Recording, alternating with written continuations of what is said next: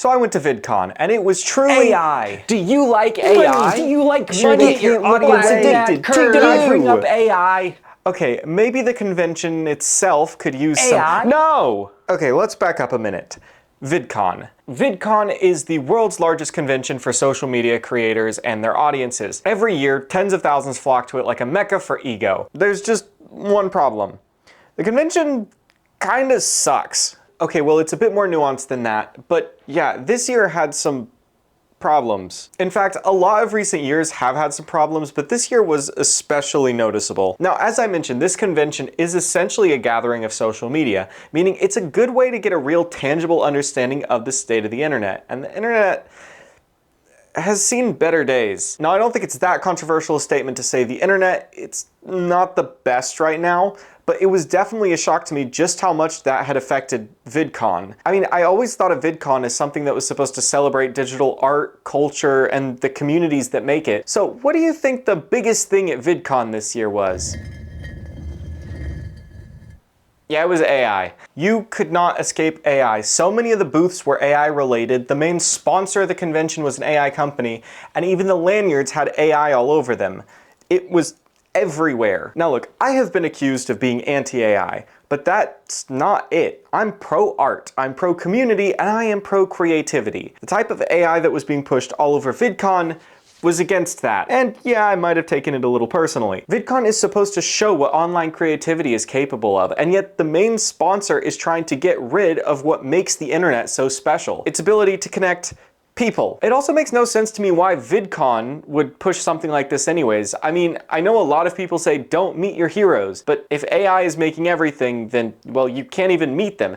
In other words, there wouldn't even need to be a VidCon. And honestly, it all kind of just felt a bit disrespectful.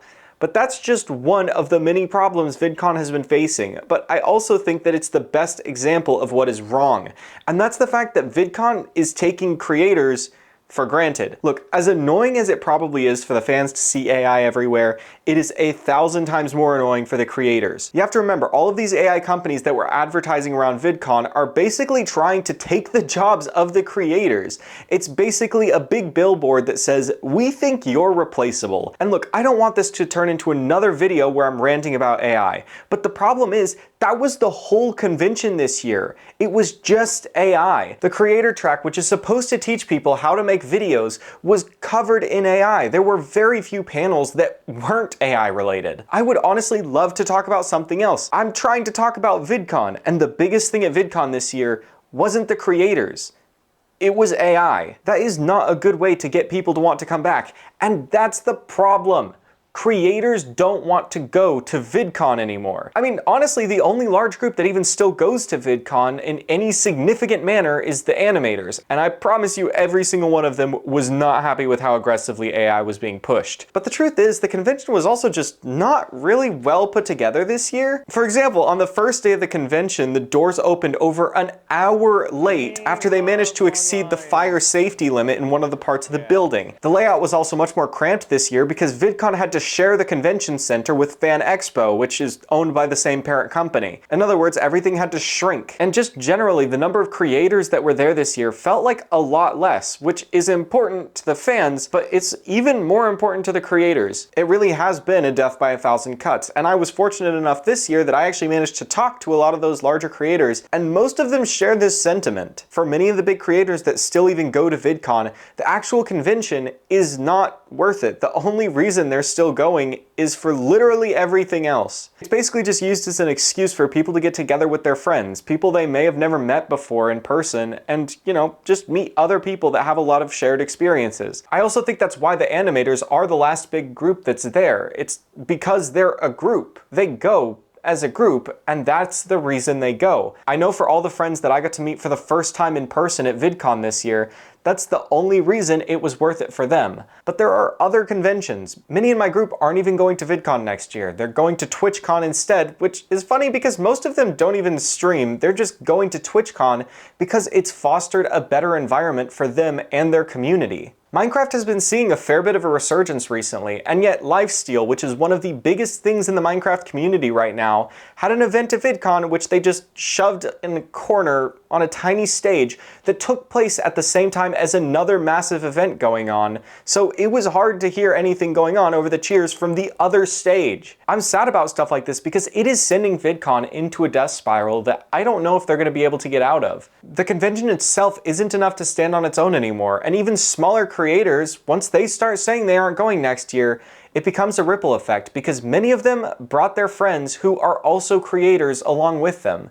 And if the creators don't show up, the fans don't either. And look, I really don't think all of the blame can be laid on VidCon itself. I think a lot of it can be, but not all. I think everybody knew going into VidCon this year that AI was going to be a big part. After all, it's a big thing on the internet, so of course it's going to be a big thing at VidCon. But Minecraft is a big thing too, and it felt like a lot of the Minecrafters were treated like second-class citizens. I mean, somehow Mogswamp didn't get featured creator. Mogswamp. Like I said, it is a death by 1,000 cuts, and this video could be an hour long going through what those 1,000 are, but I think it can be summarized as many creators just don't have a reason to go to the convention anymore. It's not fun, it's basically just a business trip. And most people in this industry don't really want to spend a bunch of time and money on a business trip. They want VidCon to be a convention for them too, or else they're not going. But I don't just want this to all be negative. Some things VidCon did this year I thought were improvements. For starters, they gave many of the VIPs the ability to bring their friends back to the VIP area with them. That was a great move on VidCon's part because, like I said, most of them brought their friends who are creators along with them as well. And this way they can actually spend more time with the people that might have been the reason they went to VidCon in the first place. I am also the fan of the idea for the VidCon Hall of Fame, partly because it does give an extra incentive for big creators to go. I mean, actually getting to see Markiplier was pretty cool. Was that the bite of his?